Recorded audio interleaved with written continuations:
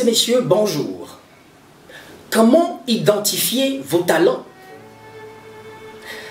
Pour découvrir les savoir-faire naturels qui vous rendent unique, il vous faut vous poser les bonnes questions, mais avant, vous devez comprendre ce qui vous caractérise naturellement. Voici 4 indications banales qui révèlent vos talents. 1. La facilité à faire. Le talent s'exerce sans effort et sans peine. C'est ce qui coule aisément de vous, car il fait un avec vous. Dès les premiers instants de votre vie sur Terre, il était en vous. Le talent, c'est ce que vous faites avec facilité depuis votre enfance. Car ce que vous n'êtes pas à cet âge, vous ne pouvez le devenir à l'âge adulte. La bonne question à se poser. En repensant à votre enfance, que faisiez-vous facilement et de la meilleure manière? 2. La facilité à refaire. Le talent se reproduit facilement.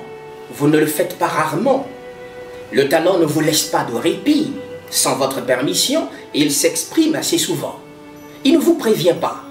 Vous vous surprenez seulement à l'exprimer. Lorsque vous faites un exploit, très peu souvent, ce n'est pas du talent. Cependant, lorsque vous faites de l'extraordinaire assez souvent, vous produisez du résultat remarquable fréquemment dans ce domaine, alors vous avez un certain talent dans le dit domaine. Le talent ne dépend guère de la force de votre volonté, car le talent s'exprime sans effort. Tout ce que vous faites par l'effort n'est pas vous, vous ne l'avez pas, vous ne l'êtes pas. La bonne question à vous poser, que ne pouvez-vous pas vous retenir de faire? Et que réussissez-vous souvent sans effort? 3. Le grand plaisir à faire. Le talent fait jubiler, il vole attention et temps, il sacrifie tout. Le talent, c'est ce que vous faites pour toute la joie et tout l'enthousiasme que cela vous procure.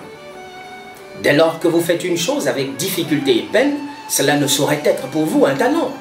Même si plus tard vous finissez par maîtriser à force de résignation et d'entraînement. Avec du talent,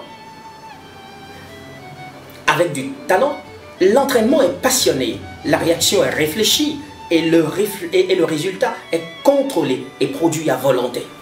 Le talent ne tolère jamais le hasard parce qu'il s'exprime en toute conscience.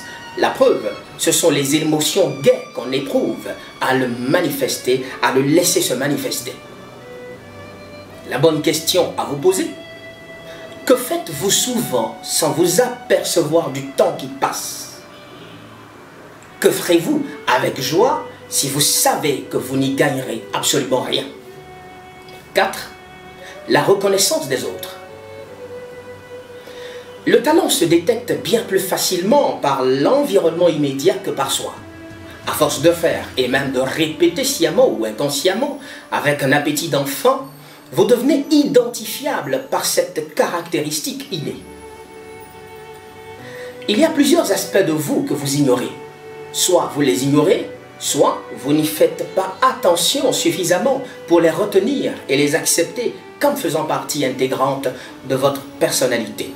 Pour vous, ces détails sont naturels car ils sont déjà ancrés dans vos habitudes et vous les avez classés anodins. Et parfois, vous pouvez vous tromper de centre d'intérêt parce que votre esprit convoite autre chose que ce qui est propre à vous mais qui ne vous contente pas. Pendant que vous êtes sourd à l'appel d'un talent, votre entourage peut bien y être attentif. Car si les preuves extérieures que vous fournissez au sujet de votre talent sont naturelles pour vous, au point de vous pousser à les négliger, elles ne sont pas vues ainsi par les autres. Pour les autres, si vous avez de la facilité à faire et à répéter une chose sans difficulté, mais avec grand bonheur et succès, c'est parce que vous y avez été prédestiné. Il est vrai que l'entourage peut aussi induire en erreur, surtout lorsqu'il convoite pour vous un autre centre d'intérêt qui n'a rien à voir avec vos prédispositions naturelles. Mais il est certain que votre entourage vous voit faire, parler et agir. A priori, il dispose de bien des informations sur vous pouvant aider à mieux vous orienter. La bonne question à vous poser: sur quel savoir-faire naturel vos proches vous apprécient-ils souvent? En vous focalisant sur ces critères, il vous sera aisé d'identifier les points forts qui vous distinguent et vous fait sortir de l'ordinaire. Une fois que vous aurez repéré vos talents, il ne tiendra qu'à vous de les développer et de les mettre au service des autres.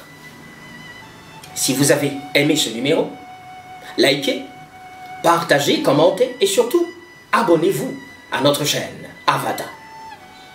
C'était Mathias Nyolofon. À très bientôt.